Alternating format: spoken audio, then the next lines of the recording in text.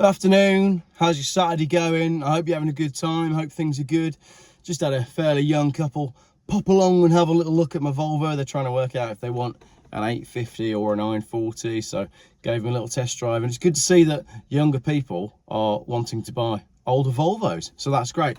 Anyway, I just thought we'd have a lazy afternoon to talk about I've got some letters, I've got some emails from people. Some of them are really interesting, so why not just sit in the car with me and I'll talk you through them for a pretty chilled out Saturday chat. Right, letter number one. Hi Geoff, I've got a funny little EV story for you. I was driving home on Easter Sunday after an 11-hour night shift. I work in Newton Abbot, but I live in Plymouth. Anyway, on my way from Newton Abbot, driving through a typical unlit, narrow Devon road to pick up the A38, I came across a 72 plate car stopped with his hazards on. I stopped to see if I could help in any way, and the owner of the car comes to me and says, "Can I take his passenger to Ashburton?" Well, I was tired and taken aback slightly at his cheek, but I thought, what the hell, it would only add 10 minutes to my journey.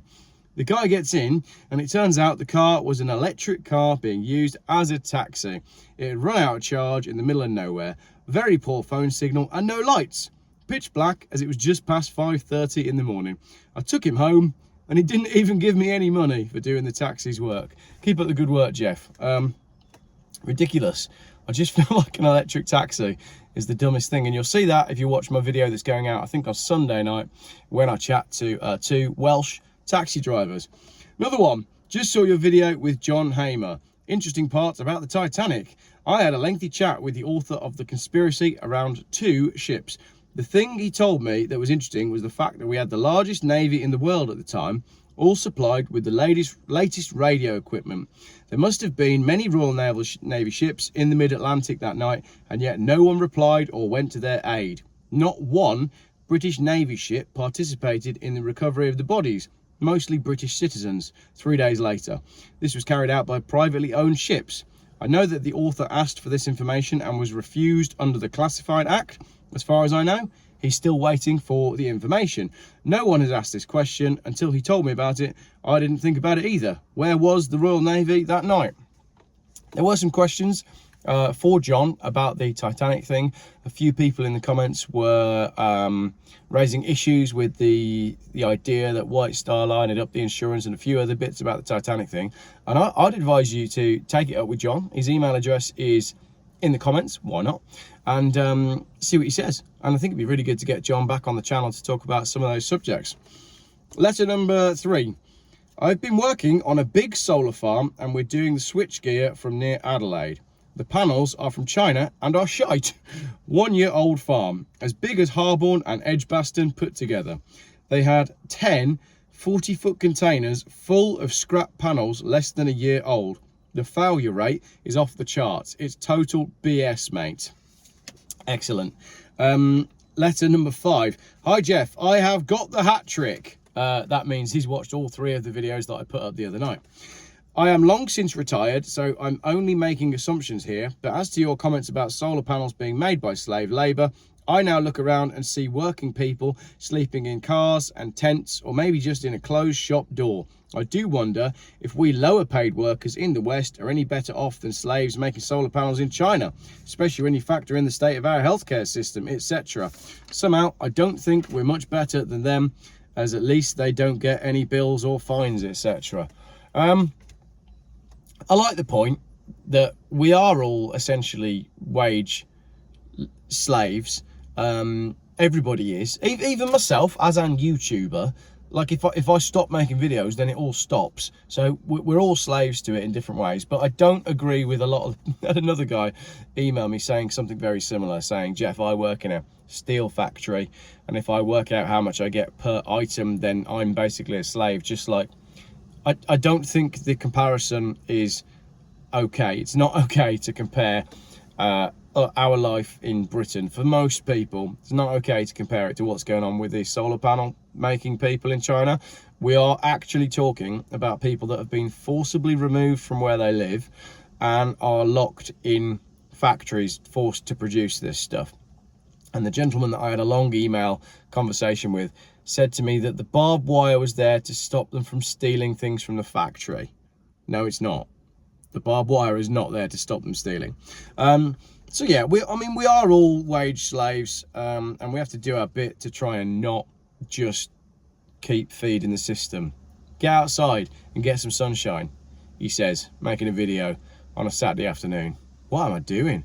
We have already been for a walk today, and I have been for a really nice drive. Letter number 3, but they're all out of order, so we'll call it letter number 3.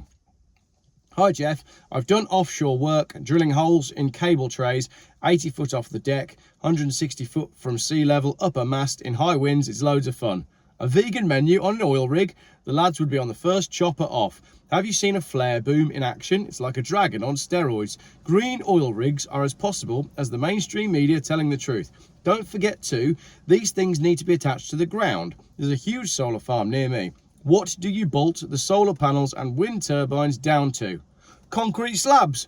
What does concrete produce lots of when manufactured? CO2. So if it's all about net zero, the concrete's got to go, which means your wind farm's going to fall over.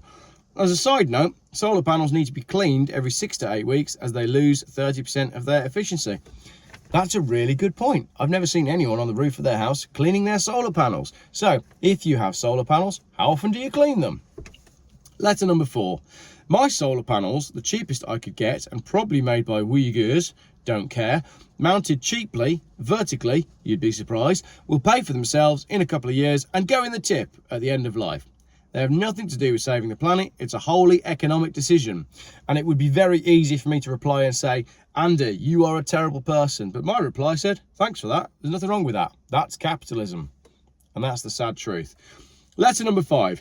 Geoff, the solar panel does not die. It drops in electric production by 20% in 25 years. So it's still productive. And there's companies in Europe that can recycle all of the panel.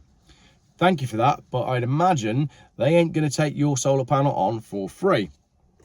Letter number 6. Moving away from solar panels, I think now. Here's another bizarre theory. Unless the UK starts building more power stations, upgrades the pylons and increases the size of the power lines, there is simply not enough power and infrastructure to supply the increasing demand of EVs.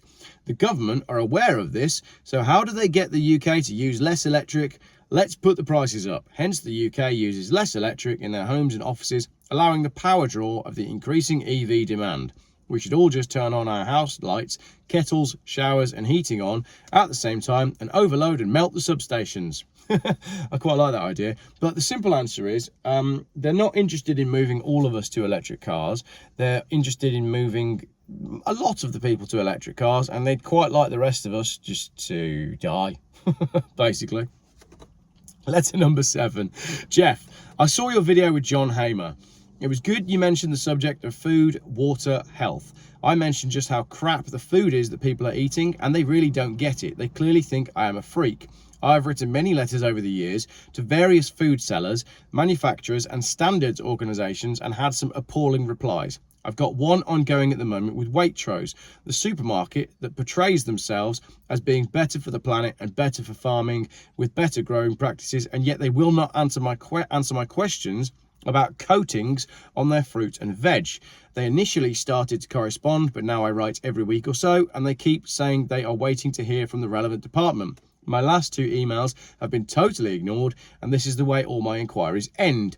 One person writing is pretty much powerless, but if shown on a platform with many viewers, it might just prompt a response. People need to know how these massive companies just don't give a damn, and if you don't suck up their bull in the initial response, they will just waffle rubbish until you get fed up. If I put all of the Waitrose correspondence in chronological order, would that be something you could get across to people without it becoming too boring? Regards. P.S. I'm on the verge of buying a water filtration system, so looking forward to your video on the subject. To which I replied, yes, I will be making a video about water filtration, and yes, I am actually interested in your correspondence with Waitrose, so I'm looking forward to hearing back from Will. Letter number 8. Hey there, as above, why don't you go to the TT? The Isle of Man TT. It's not far away, there's a mountain section, the road's only one way, no speed limits, do what you want. It's not restricted to bikes. When we go over on the ferry, the front of the ferry is full of fast cars, from supercars all the way to old classics. Between villages, there's no speed limits. Be careful in the towns and the villages, as the police are hot. If you go to practice week, it's usually quieter. See you there. Just a suggestion, Andy. Never been. And that for me is as good a reason as any to go. I need to sort out a road trip car, but I'm absolutely not ruling out the Isle of Man. Be interesting, wouldn't it, to go and film the Isle of Man and see what it's like in the real world, and I'll just film a lap. Not trying to do it fast though, because that'd be ridiculous. Letter number 9. Evening. I'm not sure you can help, or if you can maybe point me in the right direction. Been given your page by a friend, as you are a blogger for vehicles. I am a fleet manager, and I've had 4 transit wet belts snap, and Ford are doing nothing, even though they have broken before the recommended mileage, which funnily enough, they've just lowered from 150,000 to 100,000. We've given them the service history, and they are declining as the invoice from the service doesn't state exactly what oil was used. Do you have any advice on how we can possibly get some action from Ford? That is from Polly, who's a fleet manager, and you're going to be hearing from Polly in next week's videos, where we talk about her fleet that she runs and the 4 transits that are broken. This Ford wet belt thing, it's ridiculous, and I am happy to weigh in and help people. Letter number 10. Geoff, I was looking at some of the door catches on electric cars. This is a good one, this is. Some of them are not a mechanical link, but they are a switch on the door handle and a relay on the door catch. This is an absolute disaster. This would never be allowed in an aircraft. In the Tesla, if there's no power, then there is a special catch to open the door. But in an emergency, such as a fire or falling in water, this would be impossible to reach. Mechanical door linkage must be compulsory, not silly electric switches. Regards. Great letter. And I'm going to ruin my camera angle now to show you the handle on my Volvos and why I love these cars so much. Look at that. For a really sturdy, proper, solid door handle. I just love these Volvo 850s because everything about them makes sense. I told you I'd ruin my camera angle now. Right, that'll do. Letter number 11. Hi Geoff, just dropping you a line from Scottistan. I see what you've done there. RE, the Stalinist law, which has just been passed here. I would like to let you and your many viewers know that there is a petition to get this bill repealed. In the comments, in the pinned comment, I would urge you and all your viewers to sign this, as if it's not stopped here, it's coming your way. Labour have already said that they will adopt it UK-wide. Labour in Wales are already looking at adopting it, and the Liberals, well, what can I say? Also, ask yourself why Rishi Sunak didn't stop the bill before it even saw the light of day, as he can do under the devolution bill. Bear in mind that UK-wide, they've been preparing for this for many years in the schools, teaching the woke agenda. Now they have the means by which it can be enforced. Your children can now inform on you if they hear anything offensive. Does this sound familiar? Stalin, Hitler, Mao. You can get 7 years in jail for saying the wrong thing in your own home or in the street, and you might not even know you've said anything wrong, for feck's sake. As the offence is in the ear of the offended, you don't even have to know your accuser, as they remain anonymous.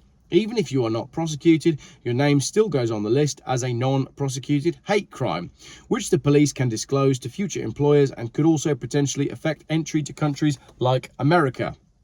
Think about it. When paired up with your re-emergent plans, re-emergent plans for electronic IDs, this starts to get really worrying. You get accused, nothing comes of it, but your name is still on the list and your ID. And you can extrapolate that further, and you're then not allowed to spend money or go outside of your zone due to geofencing. Did that video just the other day. There's another reason I think this law has been passed, but I won't go into it here, as it could get me into trouble in the new thought control world of 1984 Scotland. I'll just say, look beyond the smokescreen of gender to the real reason for this draconian law.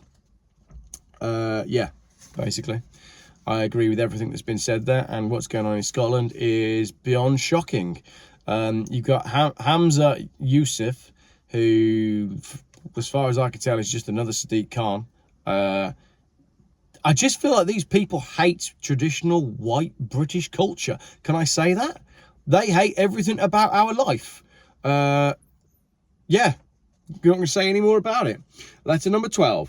Geoff, don't know if you've seen the stuff about Fisker EVs, who seem to be in trouble financially. It seems the very first Fisker Ocean car went to a UK auction yesterday, despite only just being on sale here, but it didn't sell. It was a 6-month-old car on a 23 plate with less than 6,000 miles. It cost new over £61,000 late last year. It got no bids at £39,000 at the auction and is back up for sale again. Some are wondering if this does actually sell, but what figure will it actually get? And will the car still work if Fisker goes bust? Cheers for reading. Great letter. What do you do with a car that just doesn't sell, that nobody wants? You've had it on your forecourt for a while. Nobody wants to buy it on your forecourt, so you put it in an auction and nobody wants to buy it in the auction. Well, what will happen then is it will just keep going round worse and worse and worse auctions until eventually it gets so cheap that someone goes, do you know what, that's worth the risk. But at what price is a Fisker Ocean worth the risk? Fisker are going broke. There's no UK support for the car. There won't be any support in the USA if they do go bankrupt. So at what point is a Fisker Ocean worth the risk? £5,000? What's the point even at £5,000? Seriously, the car's worthless.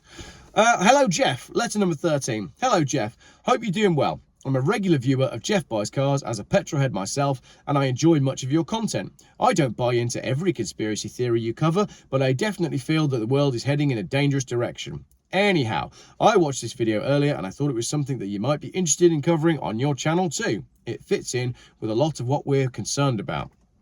He's talking about Sainsbury's plans for how they're going to feed the nation going forwards. I will do a video on it because the PDF that I've seen from Sainsbury's is beyond shocking. We need to boycott Sainsbury's and Tesco, and you should already be boycotting Asda, to be honest, but mostly because it's rubbish. But it's now been bought by some halal-based people from countries that are not going into it. Just pleased that I don't have too many decades left in me, so hopefully I won't have to be part of this miserable future. I think I'd rather see the world end than live a life where I'm constantly tracked, monitored and controlled. Quite a depressing point to end that letter on, but I've had a number of people say to me, Geoff, I'm glad that I'm so old that I won't see what's coming. I got kids, and that's what concerns me. If I didn't have kids, I'd probably just be doing a load of drugs on a beach in Costa Rica or surfing up until the point that, you know, I overdo it. Letter number 14. Hi, Geoff. Please see the attached link. Is this the hotel that threw you out of their car park a short while back? Lots of people sent this to me. Yes, the hotel where I was kicked out of their car park because it was a hotel that was being used for boat visitors. I then got an email saying that it had reopened. Someone had been put up there for work purposes, and he told me that it was hideous. It was a horrendous hotel to stay in. So clearly they haven't been refurbishing it. And yesterday or last week, someone was stabbed there, and now there's a charge for attempted murder. So, lovely little sleepy hotel in the Shires. It is not. Letter number 15. Geoff, loved your interview with John Hamer. Brilliant. We'll be checking out his books. Regarding water filters, Berkey are quite expensive. However, we just bought a British Berkfield gravity water filter, and it is brilliant and British made.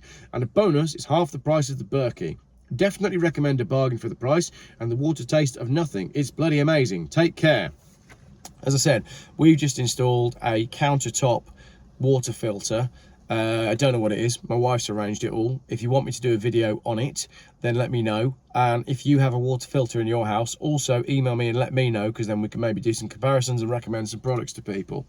Maybe I can find a sponsor. That'd be great to be sponsored by a water filter company. Or maybe I can get like a discount for you guys, so we can have a, you know, Geoff code so that you can all go buy your water filters. Once we've worked out which one we recommend. So maybe that's worth doing in the future. Letter number 16, and this is the last one.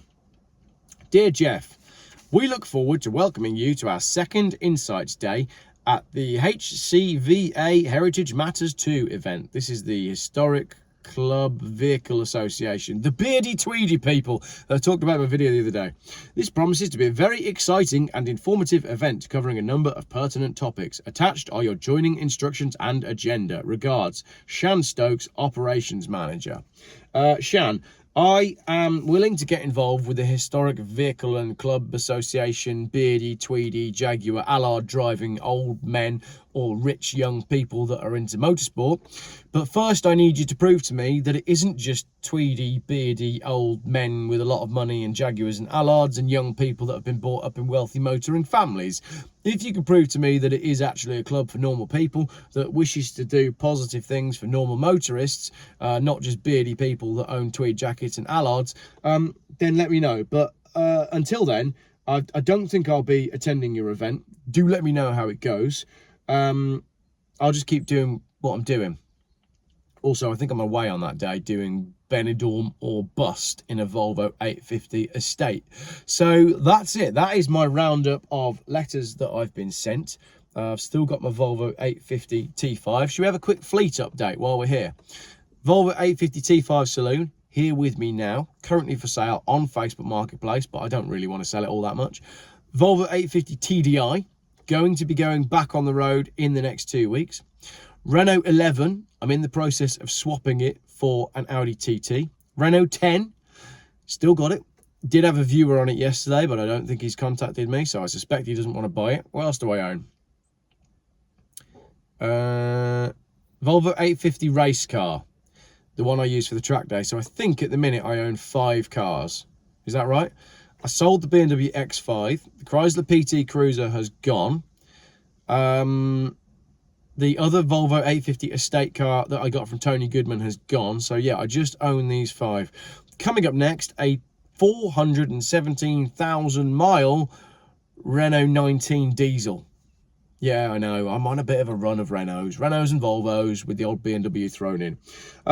That's it. That's all from me. Let me know about your water filters. Let me know what you thought of all those letters. And there's a few bits of content coming out as well. I've got a video coming out which is just quite innocent, just me going for a drive in my 850 T5. It's quite a lot of engine noise and me going, bloody hell, this car's so fast. So it'd be interesting to see how that video goes down.